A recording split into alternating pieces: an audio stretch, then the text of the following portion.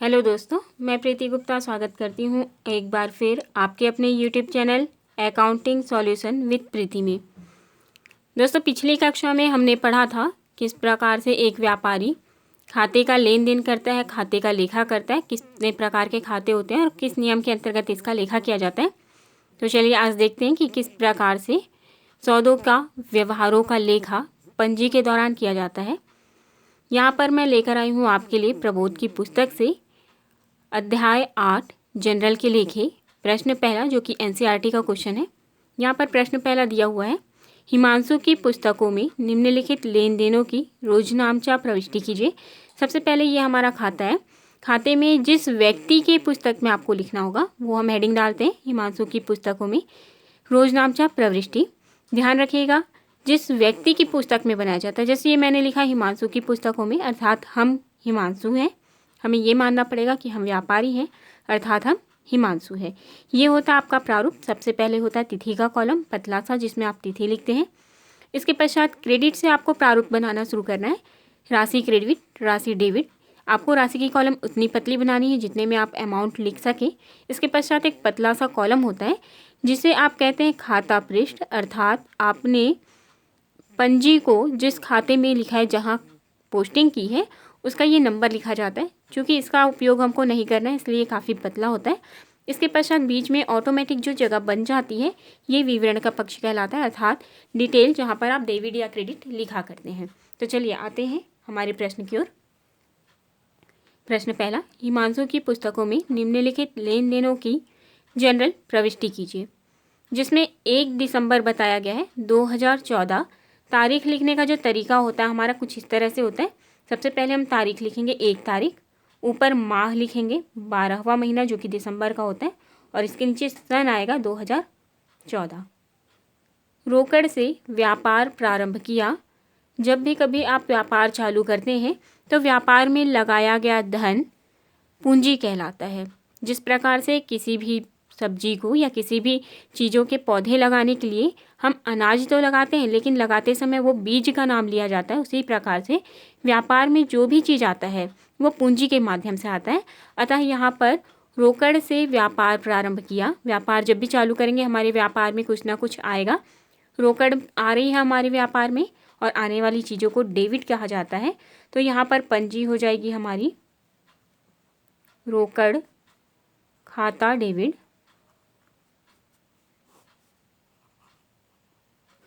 व्यापार में रोकड़ आया, कहाँ से आया?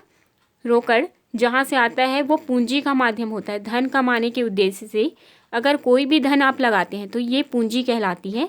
मैंने कुछ धन लगाया अपने व्यापार में, तो इस तरह से वहाँ पर जो हमारा व्यापार है वहाँ रोकड़ आ रहा है और ये पूंजी के माध्यम से आ रहा है, इसलिए ये होगा रोकड़ खाता डेबिट, पूंजी खाता से। नरेशन होगा व्यापार प्रारंभ किया।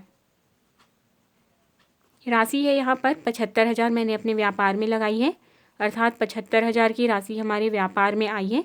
इनका हम लेखा करेंगे डेबिट और क्रेडिट दोनों की राशियों में। जब एक व्यवहार पूर्ण होता है तब एक लाइन छोड़ा जाता है, अर्थात एक लाइन छोड़कर अगली तारीख है 7 दिसंबर, नगद माल खरीदा। अगली एंट्री होगी 7/12/2014 के लिए। नगद माल खरीदा। जब मैं माल खरीदती हूँ तो कार्य क्या किया जा रहा है? मेरे द्वारा क्रय करने का कार्य। जो कार्य किया जाता है हम वो अपने द्वारा किए गए उस कार्य को लिखते हैं। तो यहाँ पर नगद माल खरीदा, क्रय खाता डेबिट होगा, क्रय खाता डेबिट। मैं क्रय कर रही हूँ, कहाँ से खरीद रही हूँ ये आपको बताया गया है। कहाँ से? नगद माल खरीदा गया। नगद मतलब रोकड़ के माध्यम से, मैं पैसे से माल खरीदूंगी, इसलिए मैंने लिखा क्रय खाता डेबिट, रोकड़ खाता से, अर्थात मैंने सामान रोकड़ से खरीदा। नरेशन होगा क्रय किया। राशि हो जाएगी 10,000। मैंने 10,000 का सामान खरीदा है। रोकड़ की कॉलम में डेबिट में लिख लेते हैं 10,000 रुपये और क्रेडिट में भी लिख लेंगे 10,000 रुपये। नेक्स्ट फिर से एक लाइन छोड़ेंगे और अगला आएगा 9 दिसंबर। स्वाति को माल बेचा। यहाँ पर तारीख लिखते हैं 9/12/2014। आपको याद होगी मैंने एक ट्रिक बताया था कि जब भी कभी को शब्द मिले, यहाँ पर जैसे को वर्ड मिल रहा है तो आपको पहचानना है तुरंत, को मतलब वो क्या हो जाएगा, डेविड हो जाएगा। अब यहाँ दे रहा है स्वाति को, मतलब स्वाति क्या होगी, डेविड होगा। माल बेचा 5,000 का, पर यहाँ कहीं भी नगद शब्द का उपयोग नहीं है। इसका मतलब स्वाति को मैंने जो माल बेचा वो उधार है, और उधार होने के कारण स्वाति का नाम यहाँ पर आ जाएगा। खाता खुलेगा, स्वाति का खाता डेबिट, स्वाति का खाता डेबिट। कहाँ से, स्वाति को माल बेचा तो विक्रय से, यहाँ पर होगा विक्रय खाता से। नरेशन होगा माल बेचा। जब माल बेचने पाने वाले व्यक्ति को डेबिट करते हैं, स्वाति को माल बेच रहे हैं तो माल पाने वाला व्यक्ति कौन है, स्वाति, इसलिए स्वाति का खाता डेबिट हुआ है। देने वाले व्यक्ति हम स्वयं हैं और हम अपना नाम नहीं लिख सकते, इसलिए हम अपना कार्य लिखते हैं विक्रय से। हमने कितने का माल बेचा है, 5,000 का। हम यहाँ पर लिख लेते हैं 5,000 रुपये डेबिट में और 5,000 रुपये क्रेडिट में। फिर एक लाइन छोड़ेंगे, अगली तिथि आएगी 12 दिसंबर। फर्नीचर खरीदा, अगली तारीख लिखते हैं 12/12/2014। ध्यान दीजिएगा, फर्नीचर खरीदा, आने वाली वस्तु को डेबिट करते हैं। जब फर्नीचर खरीदेंगे हमारे पास फर्नीचर आएगी, इसलिए हम पंजी में लिखेंगे फर्नीचर खाता डेबिट। फर्नीचर खरीद रहे हैं कहाँ से, व्यक्ति का नाम बताया है, दुकानदार का नाम बताया नहीं, इसका मतलब है हमने नगद खरीदा और हम लिखेंगे रोकड़ खाता से, अर्थात हमने रोकड़ से फर्नीचर खरीदा है जो कि नगद है। यहाँ पर नरेशन लिखेंगे फर्नीचर खरीदा, और राशि हो जाएगी, हमने फर्नीचर कितने का खरीदा था, 3,000 का। राशि में हम डाल देंगे 3,000 रुपये डेबिट, 3,000 रुपये क्रेडिट। जस्ट एक लाइन फिर छूटेगा आपका। अगला आएगा 18 दिसंबर। स्वाति से पूर्ण भुगतान में प्राप्त हुए। यहाँ पर देखिएगा, कभी भी इस तरह का वर्ड आपको मिले, पूर्ण भुगतान या पूर्ण रूप से दिया या चुका दिया गया, तो यहाँ पर आपको ये ध्यान देना होगा कि स्वाति ने पूर्ण भुगतान में 4,000 दिया, तो क्या इनसे और भी पैसे हमको लेने थे। हम देख सकते हैं यहाँ पर 9 तारीख को स्वाति को हमने माल बेचा था 5,000 का, जबकि स्वाति ने पूर्ण रूप से हमें कितना दिया, 4,000 रुपये, 1,000 का अंतर आया। तो ये जो 5,000 में आपका जो ये 5,000 है, इसमें हमारा 4,000 घटाते हैं, तो जो 1,000 का अंतर आ रहा है ये क्या कहलाएगा, 1,000 रुपये बट्टा हो जाएगा। और ये नगद प्राप्ति के समय दिया जा रहा है, अर्थात ये कहलाएगा आपका नगद बट्टा। ठीक है। और जब स्वाति से पूर्ण भुगतान में प्राप्त हो रहे हैं, तो यहाँ पर एक और शॉर्ट ट्रिक आपकी यूज़ होगी, जहाँ मैंने बताया था किसी भी व्यक्ति के नाम के साथ आपको उसके पीछे से वर्ड मिले, तो से मतलब क्या होगा, क्रेडिट होता है। आप पंजी करेंगे अगली, जो कि है 18 तारीख की। यहाँ पर लिखेंगे 18/12/2014। स्वाति से पूर्ण भुगतान में प्राप्त हुए, क्या प्राप्त होगा, आपको पैसा मिलेगा, तो आप लिखेंगे पैसा मतलब आने वाली चीज़ को डेबिट करते हैं। मुझे रोकड़ मिला स्वाति से, रोकड़ खाता डेबिट। ठीक है। अब बट्टा भी एक चीज़ यहाँ पर आ रहा है, बट्टा जो कि 1,000 है, तो आपको ध्यान देना है जो कि 1,000 बट्टा है। बट्टा एक नाम मात्र खाता है, क्योंकि हम बट्टे को ना तो देख सकते हैं और ना ही छू सकते हैं। तो ऐसे स्थिति में बट्टा हमारा नाम मात्र खाता है, और जब भी व्यय होता है तो ये डेबिट होता है। अब हमारे पास रोकड़ आएगी, तो बदले में क्या होगा, बट्टा जाएगा हमारे पास से, खर्च होगा बट्टे के रूप में कुछ पैसा, तो ये व्यय कहलाएगा, और व्यय डेबिट होती है, इसलिए होगा बट्टा खाता डेबिट। कहाँ से, तो ये आपको किससे मिल रहा है, स्वाति से। देख लीजिए प्रश्न में बता रहा है किससे, स्वाति से। तो हम यही चीज़ यहाँ पर उतार देंगे, हमारी पंजी तैयार हो जाती है स्वाति से, या स्वाति के खाते से। नरेशन होगा पूर्ण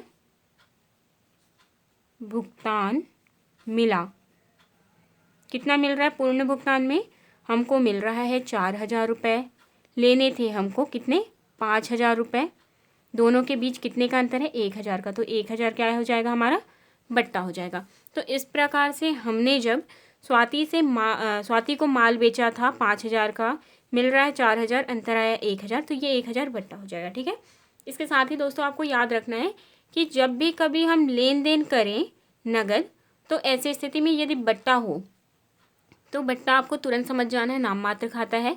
नाम मात्र खाते में जब भी बट्टा आए, आपको नियम याद रखने की कोई ज़रूरत नहीं है। यहाँ पर आपको बस एक छोटी सी ट्रिक आप याद रखिएगा कि जब भी आप लेन देन करते हैं तो या तो आप रोकड़ का लेन देन करेंगे या चेक का लेन देन करेंगे।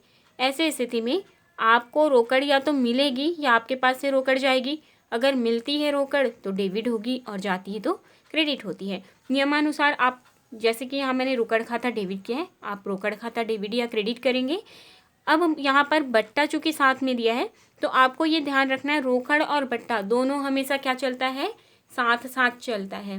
तो ऐसी स्थिति में आपको क्या करना है, रोकड़ खाता डेबिट हुआ तो बट्टे का नियम याद रखने की ज़रूरत नहीं है, बट्टा खाता ऑटोमेटिक आपको डेबिट कर देना है। अगर यहाँ पर रोकड़ खाता क्रेडिट होता तो बट्टा भी साथ में क्रेडिट होता। अर्थात कहने का मतलब ये है कि जब भी कभी आप पंजी करें, पंजी में अगर रोकड़ शब्द यूज़ हो रहा है तो ऐसी स्थिति में बट्टा आने पर बट्टा और रोकड़ दोनों एक ही पक्ष में लिखा जाएगा। तो आप अगर इन्हें एक ही पक्ष में लिख देते हैं तो ऐसे में आपका नियम फॉलो हो जाता है। ठीक है, नेक्स्ट आते हैं आगे। अब आपका दिया है 25 दिसंबर किराया चुकाया, तो यहाँ मैं डेट डाल रही हूँ। डेट होगा आपका 25/12/2014। किराया चुकाया, ये नाम मात्र खाता है आपका। किराया, वेतन, मैंने क्या बताया था, किराया और वेतन या तो ये व्यय होंगे या आय होंगे, लाभ हानि की श्रेणी में आते हैं क्योंकि ये नाम मात्र खाता है। और मैंने आपको एक छोटा सा यहाँ पर ट्रिक बताया था कि इनके नियम बाकी के 2 नियम से अलग होते हैं, तो आपको यहाँ पर नियम याद रखने की ज़रूरत नहीं है। आप बस इतना ध्यान रखिएगा कि जब भी कभी आप व्यय करते हैं तो कहाँ से करते हैं, अपने जेब से, और जेब में होता है रोकड़। मतलब कभी भी आप किसी को किराया देते हैं तो रोकड़ से देंगे, वेतन देंगे तो भी आप कहाँ से देंगे, रोकड़ से देंगे। कोई वस्तु से तो दे नहीं सकते, नगद ही देंगे, और नगद मतलब रोकड़ होता है। तो ऐसे स्थिति में 25 दिसंबर किराया चुकाया, पंजी हो जाएगी आपकी किराया खाता डेबिट,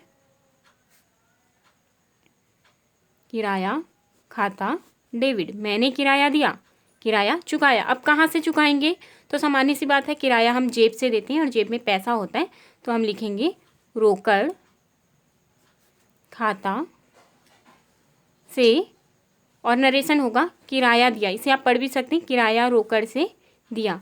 नरेशन होगा आपका किराया दिया। कितना किराया दिया हमने, 1,000 रुपये। हम लिख लेते हैं डेबिट में 1,000 रुपये और क्रेडिट में भी अमाउंट डाल देते हैं इसका 1,000 रुपये। नेक्स्ट आते हैं हम 25 के बाद आएगा 30 दिसंबर 2014, और 30 दिसंबर को दिया हुआ है वेतन का भुगतान किया। अब वेतन हम कहाँ से देंगे, रोकड़ से देंगे।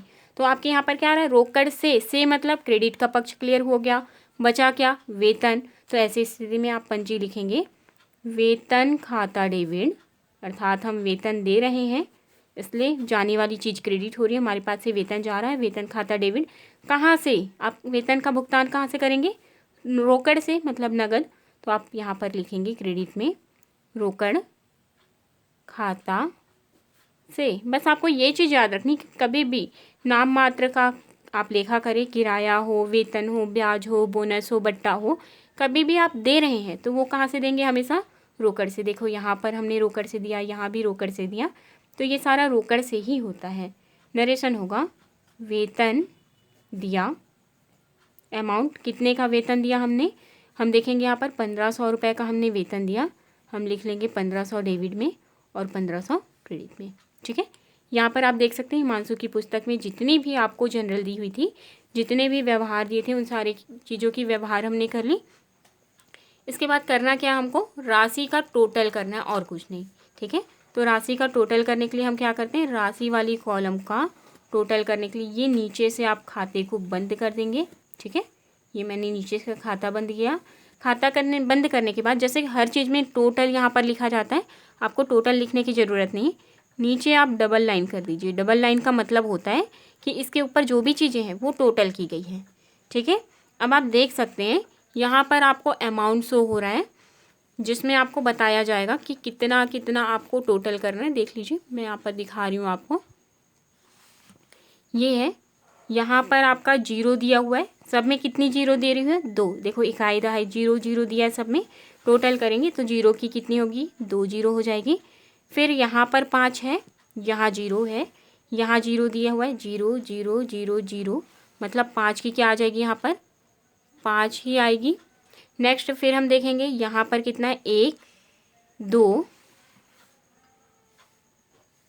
2 के बाद यहाँ पर दिया है 5, 2 और 5 कितना होता है 7, 7 3 10, 10 5 15 और 5 20। तो 20 के लिए हम यहाँ पर डाल देते हैं जीरो, हासिल आएगी 2। और इसके बाद 2 के बाद हम देख लेते हैं 2 और ये हुआ 7, 7 2 9 और 1 10, मतलब आएगा कितना 1,05,000 रुपये। तो इस तरह से डेबिट में भी जो आप देख सकते हैं क्रेडिट में जो अमाउंट डला था सेम टू सेम फोटोकॉपी वही अमाउंट आपके डेबिट में था। इस तरह से हमारा दोनों पक्ष आपस में टोटल बराबर आना चाहिए अगर आप पंजी करते हैं, क्योंकि डेबिट में जितने पैसे हमारे पास से आते हैं उतने ही पैसे क्रेडिट पक्ष में हमारे पास से जाते हैं। तो इस तरह से ये था आपका प्रश्न जिसमें हिमांशु की पुस्तक में हमने रोज इनामची का लेखा किया है। तो दोस्तों ध्यान दीजिएगा, नेक्स्ट क्लास में मैं आपको बताऊंगी कि किस तरह से हम मिश्रित प्रविष्टि करते हैं, अर्थात एक ही तिथि पर अगर एक से अधिक व्यवहार दिए गए हों तो किस तरह से बिल्कुल शॉर्ट तरीके से आराम से बिल्कुल आसानी से आप बिना कुछ नियम लगाए किस तरह से उसका मिश्रित प्रविष्टि करते हैं, अर्थात किस प्रकार से आप संयुक्त पंजी प्रविष्टि करते हैं, ये मैं बताऊंगी। तो आपका लास्ट तक बने रहने के लिए बहुत बहुत धन्यवाद। ऐसे ही नए और लेटेस्ट वीडियो पाने के लिए मेरे साथ अंत तक बने रहे। आपका बहुत बहुत धन्यवाद।